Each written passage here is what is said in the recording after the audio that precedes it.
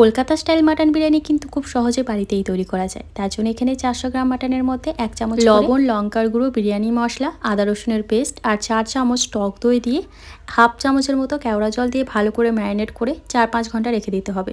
এদিকে বেরেস্তা তৈরি করে নিয়েছি। তারপর কিছুটা পরিমাণ পেঁয়াজ ভেজে মাটনটাকে খুব ভালো করে মোটামুটি 25 থেকে 30 মিনিটের জন্য কষিয়ে নিতে হবে। তারপর আলুটা দিয়েও কিছুক্ষণ কষিয়ে নিতে হবে। তারপর কুকারে দিয়ে ভালো করে সেদ্ধ করে নিতে হবে। আর এদিকে দেখতে পেলে আমি বিরিয়ানির রাইসটাও কিন্তু রেডি করে নিয়েছি। এখানে বিরিয়ানির রাইসটা কিন্তু অবশ্যই 80% সেদ্ধ করে। আর এদিকে দেখো কিছুটা পরিমাণ দুধের মধ্যে আমি কেশর দিয়েছি আর দিলাম কেওড়া জল, রোজ ওয়াটার, অল্প পরিমাণে মিঠা। এরপর ব্যাস লেয়ারিং এর কাজটা আছে। তার জন্য প্রথমেই কড়াইয়ের মধ্যে ভালো করে ঘি মাখিয়ে যে মাটনের স্টকটা ছিল সেটা দিয়ে দিতে হবে। তার মধ্যে কয়েকটা আলু বোখরা দিতে হবে। তারপর মাংসর টুকরো, রাইস, বিরিয়ানি মশলা, বেরেস্তা, ঘি, লাস্টে যে দুধটা মিক্স করে রেখেছিলাম সেই দুধটাও দিয়ে দিতে হবে। তারপর হাই ফ্লেমে আমরা কড়াইটাকে চাপিয়ে রাখবো 2 মিনিটের জন্য। তারপর গ্যাসের ফ্লেম একদম লো করে 20 মিনিট রান্না করলে বিরিয়ানি একদম রেডি।